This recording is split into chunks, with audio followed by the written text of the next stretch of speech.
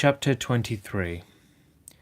Anne comes to grief in an affair of honour.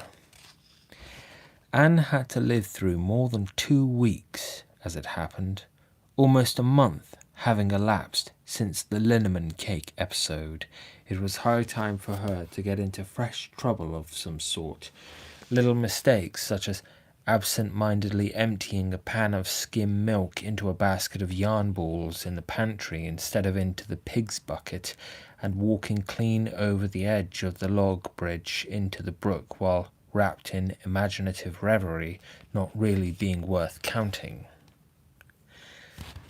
A week after the tea at the manse, Diana Barry gave a party. Small and select, Anne assured Marilla, just the girls in our class. They had a very good time, and nothing untoward happened until after tea, when they found themselves in the Barry garden, a little tired of all their games and ripe for any enticing form of mischief which might present itself. This presently took the form of daring. Daring was the fashionable amusement among the Avonlea small fry just then. It had begun among the boys, but soon spread to the girls, and all the silly things that were done in Avonlea that summer because the doers thereof were dared to do them would fill a book by themselves. First of all, Carrie Sloane dared Ruby Gillis to climb to a certain point in the huge old willow tree before the front door, which Ruby Gillis, albeit in mortal dread of the fat green caterpillars with which said tree was infested, and with the fear of her mother before her eyes if she should tear her new muslin dress, nimbly did, to the discomfiture of the aforesaid Carrie Sloane. Then Josie Pye dared Jane Andrews to hop on her left leg around the garden without stopping once or putting her right foot to the ground, which Jane Andrews gamely tried to do, but gave out at the third corner and had to confess herself defeated. Josie's triumph being rather more pronounced than good taste permitted, Anne Shirley dared her to walk along the top of the board fence which bounded the garden to the east. Now, to walk board fences requires more skill and steadiness of head and heel than one might suppose who has never tried it. But Josie Pye, if deficient in some qualities that make for popularity, had at least a natural and inborn gift duly cultivated for walking board fences. Josie walked the Barry fence with an airy unconcern, which seemed to imply that a little thing like that wasn't worth a dare. Reluctant admiration greeted her exploit, for most of the other girls could appreciate it, having suffered many things themselves in their efforts to walk fences. Josie descended from her perch, flushed with victory, and darted a defiant glance at Anne. Anne tossed her red braids. "I don't think it's such a very wonderful thing to walk a little low-board fence," she said. "I knew a girl in Marysville who could walk the ridgepole of a roof." "I don't believe it," said Josie flatly. "I don't believe anybody could walk a ridgepole. You couldn't anyhow." "Couldn't I?" cried Anne rashly. "Then I dare you to do it," said Josie defiantly. "I dare you to climb up there and walk the ridgepole of Mr. Barry's kitchen roof."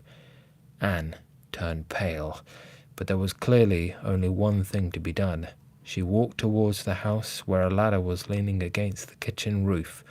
All fifth-class girls said, "Oh," partly in excitement, partly in dismay. "Don't you do it, Anne," entreated Diana. "You'll fall off and be killed." "Never mind, Josie Pye. It isn't fair to dare anybody to do anything so dangerous." "I must do it. My honour is at stake," said Anne solemnly. "I shall walk that ridgepole, Diana, or perish in the attempt. If I am killed, you are to have my pearl bead ring." Anne climbed the ladder amid a breathless silence, gained the ridgepole, balanced herself uprightly on that precarious footing, and started to walk along it, dizzily conscious that she was uncomfortably high up in the world, and that walking ridgepoles was not a thing in which her imagination helped you out much. Nevertheless, she managed to take several steps before the catastrophe came. Then she swayed, lost her balance, stumbled, staggered, and fell, sliding down over the sun-baked roof and crashing off it through the tangle of Virginia creeper beneath, all before the dismayed circle below could give a simultaneous terrified shriek.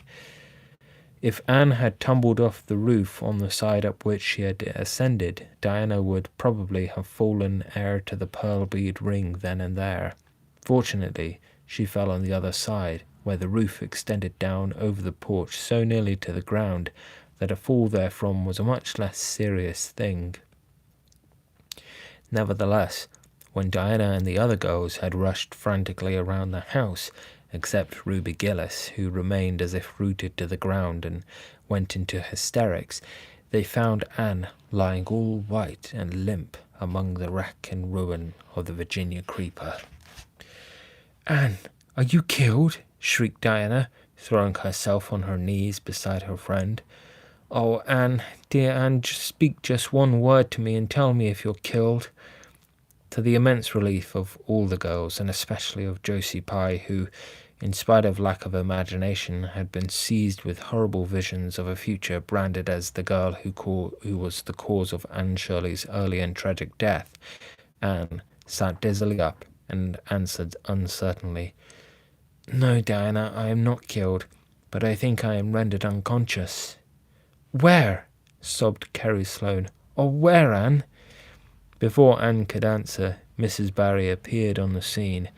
At sight of her, Anne tried to scramble to her feet, but sank back again with a sharp little cry of pain. "What's the matter? Where have you hurt yourself?" demanded Mrs. Barry. "My ankle," gasped Anne.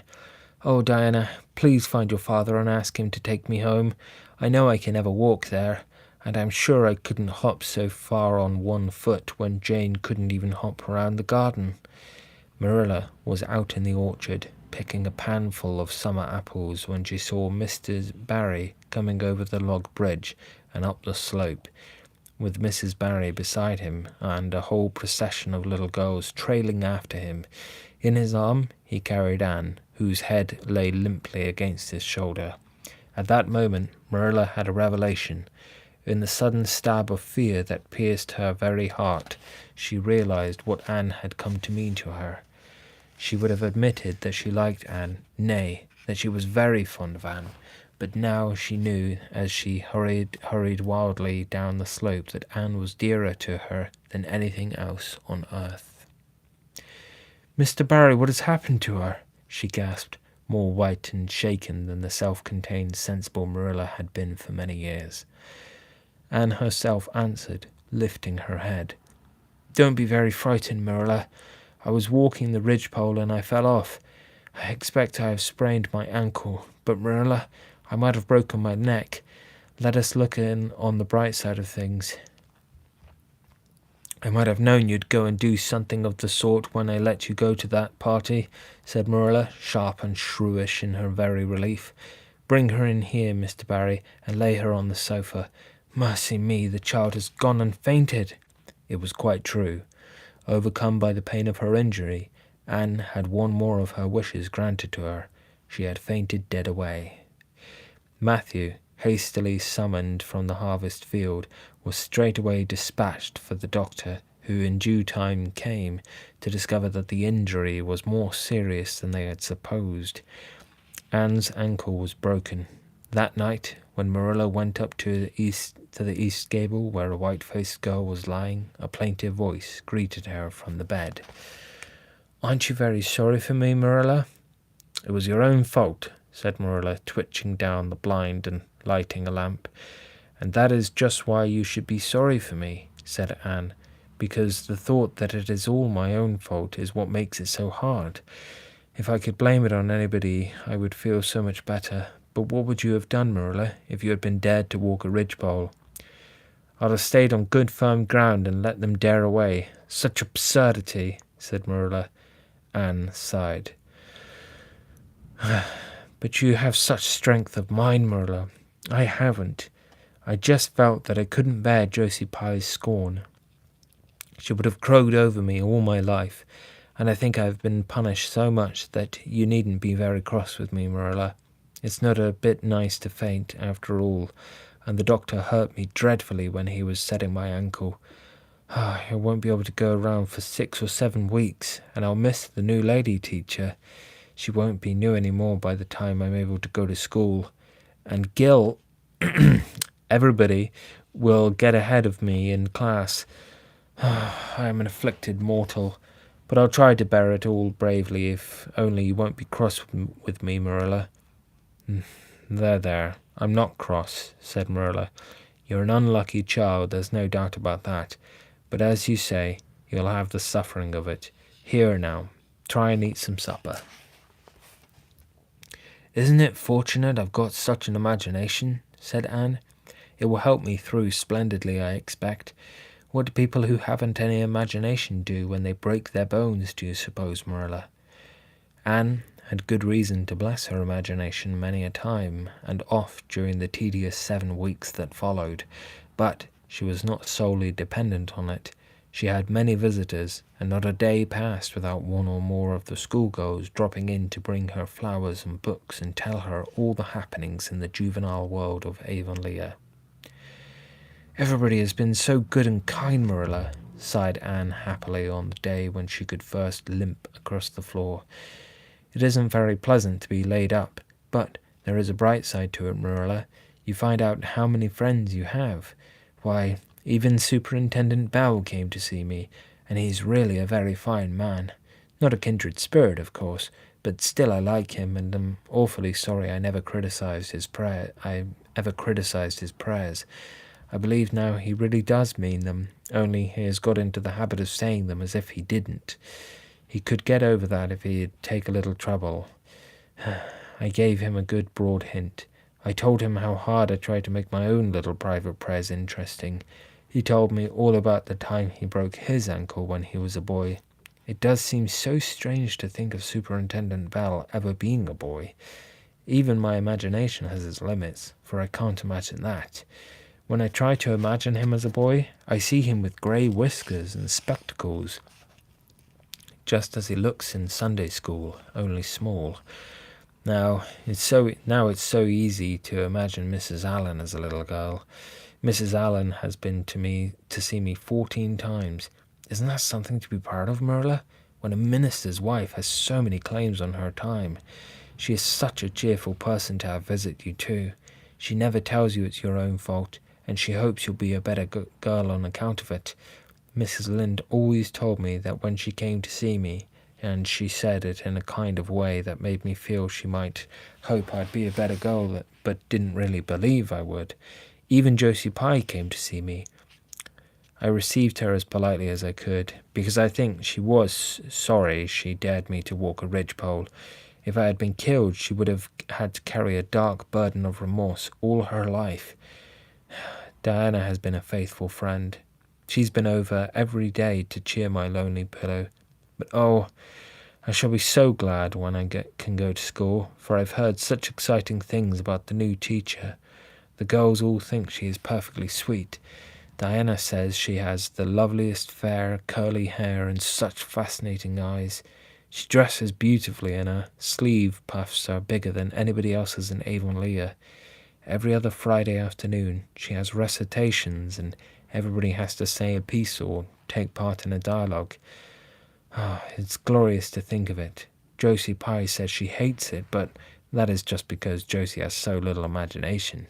Diana and Ruby Gillis and Jane Andrews are preparing a dialogue called A Morning Visit for next Friday. On the Friday afternoons they don't have recitations. Miss Stacy takes them all to the woods for a field day, and they study ferns and flowers and birds, and they have physical culture exercises every morning and evening. Mrs. Lynde says she never heard of such goings-on, and it all comes of having a lady teacher. But I think it must be splendid, and I believe I shall find that Miss Stacy is a kindred spirit. There's one thing plain to be seen, Anne, said Marilla, and that is that your fall off the barry roof hasn't injured your tongue at all. Chapter 24. Miss Stacy and her pupils get up a concert. It was October again when Anne was ready to go back to school. A glorious October, all red and gold, with mellow mornings when the valleys were filled with delicate mists, as if the spirit of autumn had poured them in for the sun to drain. Amethyst, pearl, silver, rose, and smoke blue. The dews were so heavy that the fields glistened like cloth of silver, and there were such heaps of rustling leaves in the hollows of many-stemmed woods to run crisply through. The birch path was a canopy of yellow, and the ferns were sere and brown all along it. There was a tang in the very air that inspired the hearts of small maidens tripping, unlike snails, swiftly and willingly to school. And it was jolly to be back again at the little brown desk beside Diana, with Ruby Gillis nodding across the aisle and Carrie Sloane sending up notes and Julia Bell passing a chew of gum down from the back seat. Anne drew a long breath of happiness as she sharpened her pencil and arranged her picture cards in her desk. Life was certainly very interesting. In the new teacher, she found another true and helpful friend. Miss Stacy was a bright, sympathetic young woman with the happy gift of winning and holding the affections of her pupils and bringing out the best that was in them mentally and morally. Anne expanded like a flower under this wholesome influence, and carried home to the admiring Matthew and the critical Marilla glowing accounts of schoolwork and aims.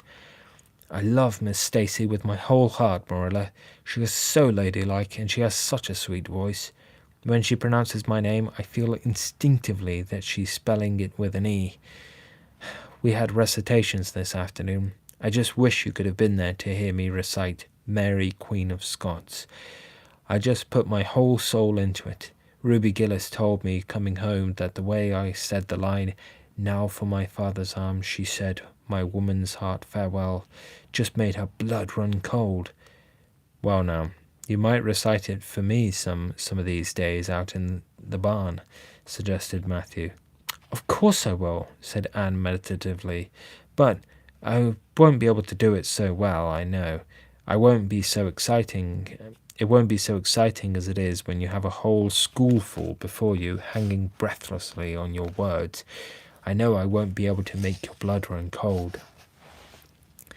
Mrs. Lynde says it made her blood run cold to see the boys climbing to the very tops of those big trees on Bell's Hill after crow's nests last Friday, said Marilla. "I wonder at Miss Stacy for encouraging it." "But we wanted a crow's nest for nature study," explained Anne. "That was on our field afternoon. Field afternoons are splendid, Marilla, and Miss Stacy explains everything so beautifully. We have to write compositions on our field afternoons, and I write the best ones." "It's very vain of you to say so, then. You'd better let your teacher say it." "Oh, but she did say it, Marilla, and indeed I'm not vain about it. How can I be, when I'm such a dunce at geometry? Although I'm really beginning to see through it a little too. Miss Stacy makes it so clear. Still, I'll never be good at it, and I assure you it is a humbling reflection. But I love writing compositions. Mostly Miss Stacy lets us choose our own subjects, but next week we are to write a composition on some remarkable person. It's hard to choose among so many remarkable people who have lived. Mustn't it be splendid to be remarkable and have compositions written about you after you're dead? Oh, I would dearly love to be remarkable. I think when I grow up, I'll be a trained nurse and go with the Red Crosses to the field of battle as a messenger of mercy. That is, if I don't go out as a foreign missionary. That would be very romantic, but one would have to be very good to be a missionary, and that would be a stumbling block. We have physical culture exercises every day too. They make you graceful and promote digestion." "Promote fiddlesticks," said Marilla, who honestly thought it was all nonsense. But all the field afternoons and recitation Fridays and physical culture contortions paled before a project which Miss Stacy brought forward in November. This was that the scholars of Avonlea School should get up a concert and hold it in the hall on Christmas night for the laudable purpose of helping to pay for a schoolhouse flag. The pupils, one and all, taking graciously to this plan, the preparations for a program were begun at once, and of all the excited performers-elect, none was so excited as Anne Shirley, who threw herself into the undertaking, heart and soul, hampered as she was by Marilla's disapproval. Marilla thought it all rank foolishness. "It's just filling your heads up with nonsense and taking time that ought to be put on your lessons," she grumbled. "I don't approve of children getting up concerts and racing about to practices. It makes them vain and forward and fond of gadding." "But think of the worthy object," pleaded Anne. "A flag will cultivate a spirit of patriotism, Marilla." "Fudge! There's precious little patriotism in the thoughts of any of you. All you want is a good time." "Well, when you can combine patriotism and fun, isn't it all right? Of course, it's real nice to be getting up a concert. We're going to have 6 choruses, and Diana is to sing a solo. I'm in 2 dialogues, the Society for the Suppression of Gossip and the Fairy Queen. The boys are going to have a dialogue too, and I'm to have 2 recitations, Marilla. I just tremble when I think of it, but it's a nice, thrilly kind of tremble, and we're to have a tableau at the last, Faith, Hope, and Charity. Diana and Ruby and I are to be in it, all draped in white with flowing hair. I'm to be Hope, with my hands clasped so, and my eyes uplifted. I'm going to practice my recitations in the garret. Don't be alarmed if you hear me groaning. I have to groan heart-rendingly in one of them, and it's really hard to get up a good artistic groan, Marilla. Josie Pye is sulky because she didn't get the part she wanted in the dialogue. She wanted to be the Fairy Queen. That would have been ridiculous, for who ever heard of a Fairy Queen as fat as Josie? Fairy Queens must be slender. Jane Andrews is to be the Queen, and I am to be one of her maids of honor. Josie says she thinks a red-haired fairy is just as ridiculous as a fat one, but I do not let myself mind what Josie says. I am to have a wreath of white roses on my hair, and Ruby Gillis is going to lend me her slippers because I haven't any of my own.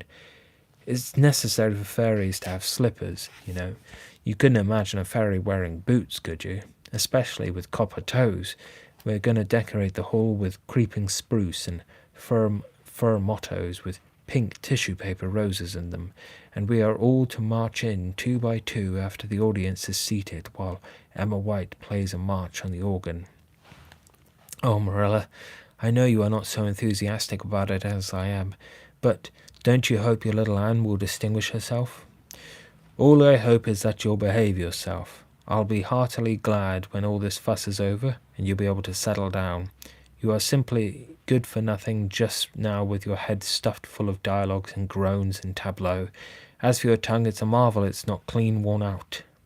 Anne sighed and betook herself to the backyard, over which a young new moon was shining through the leafless poplar boughs from an apple-green western sky, and where Matthew was splitting wood.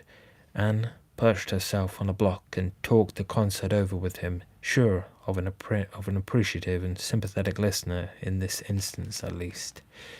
"Well now, I reckon it's going to be a pretty good concert, and I expect you'll do your part fine," he said, smiling down into her eager, vivacious little face. Anne smiled back at him. Those two were the best of friends, and Matthew thanked his stars many a time and oft that he had nothing to do with her bringing up. That was Marilla's exclusive duty. If it had been his, he would have been worried over frequent conflicts between inclination and said duty. As it was, he was free to spoil Anne, Marilla's phrasing, as much as he liked, but it was not such a bad arrangement after all. A little appreciation sometimes does quite as much good as all the conscientious bringing up in the world.